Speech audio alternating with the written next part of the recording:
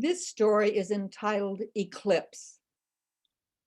My dad passed over a dozen years ago, and I'm still absorbing the measure of his life, striving to live up to him.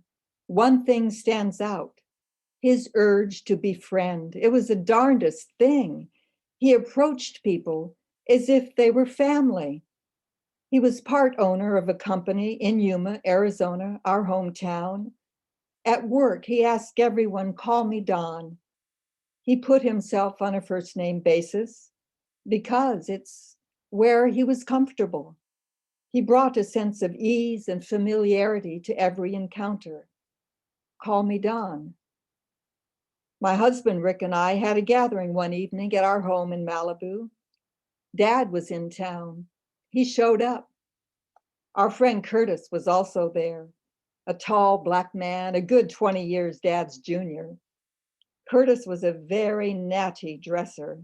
You'd notice him if your eyes were closed.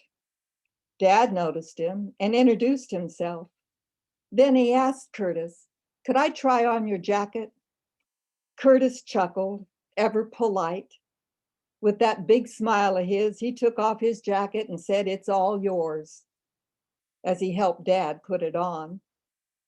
So there Dad was, beaded and fringed. Those sleeves hung to his fingertips, but Dad was pleased as punch. Dad had always dressed conservatively, suits and ties. It must have felt great to wear a little flash. Thank you, Curtis, for sharing your flash. Later, Curtis told me I wish I'd gotten to know him. In 1996, I got to know Dad better. We were on our first and last solo trip together to Europe. Mom wasn't going overseas anymore, so she asked me to accompany Dad. His Parkinson's was catching up with him physically. He was more frail, beginning to stoop, but his curiosity was undimmed. We so enjoyed strolling along the canals and cobbled streets of Austria and Belgium and the symphonies in Vienna. I never knew Dad loved classical music. Midway through the trip, I received a call from my husband. He was stressed about something. I listened. If he was expecting me to problem solve, he was about to be severely disappointed. He finished, and I told him, have a chocolate and take a nap.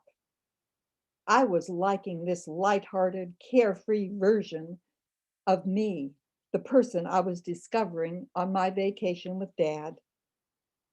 Dad and I would breakfast at the Intercontinental Hotel in Vienna, where we were staying.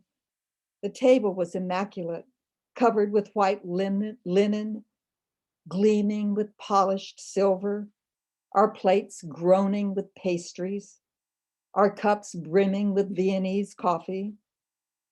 Have you ever wanted to ask someone something, but never found the right time? Now was the time. So I asked him, Dad, how do you do it? He paused, thoughtful. I could see his wheels turning. He knew what I meant. He knew I often saw the glass half empty. He looked at me with those hazel eyes and said, I've had good days and better days. I can't profess to have had many bad days. Then he took another bite of croissant and that was it. But Dad, I thought, I know that, but how? Then it hit me. It was like asking an apple how it became an apple. It was its DNA. Dad was programmed to befriend. It was his nature. To do anything less, to hold a grudge, would have violated that nature. In 1924, the gods blew a bubble full of optimism. That was Dad. And his bubble never burst, just kept floating. It's what made him so approachable. He could criticize you and it felt like encouragement. His advice never stung. Dad found the good and better in every situation. That was it. Good grief, he found the good and better.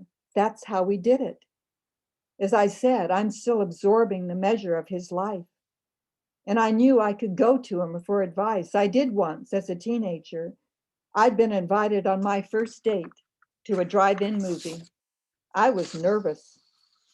I knew boys and girls ended up sitting close together, but we don't start out that way. We'd be on opposite sides of the car. I asked Dad, who makes the first move? He just smiled and said, you wouldn't move over like the carriage on a typewriter. If you remember a typewriter, you had to snap that carriage manually to move to a new line. It was sudden and abrupt. I could see myself moving over like that carriage. I saw the humor in it and I wasn't worried anymore. The grass was never greener than right where Dad was, befriending people, not because he had to, but because he had to. Because apple seeds have to become apples, not apricots. That urge to befriend influenced his involvement in community. He taught my brother and me, to be successful, you must support your community. Mom and he did that the way we all do, by showing up, sharing their time and resources. They love showing up for their Olympics. He often said international sports builds friendships. It accomplishes what politics cannot.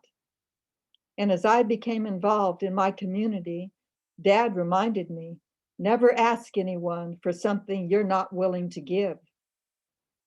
Dad remained true to his nature. During his last days in hospice, I watched his mind wander between this world and another place. But while he was in this world, he finished dictating a letter to raise funds for Parkinson's research. Then on the third day, he heaved his final thought. All was said and done. Or was it? Mom and I drove back to their small condo on the outskirts of Tucson. It was at the edge of the saguaro forest. There was a full lunar eclipse that evening. Mom and I peered through the living room blinds. The moon was a perfect white blossom blown into that desert night. We watched it float over the Rincon Mountains, pass slowly into darkness. Then it reemerged, full, shining, and fearless. Dad spoke to me through the moon that night. I knew he too had reemerged, full, bright, and alive. His light, my light, our lights could never be extinguished. That light would continue to illuminate all those we love and beyond, all those whom they love. What more could a daughter ask than to stand in the light of that goodwill, to have inherited his belief in the worth of his fellow man? And I know he's still at it, making friends in that other place, because that's his nature. Dad never died, he eclipsed.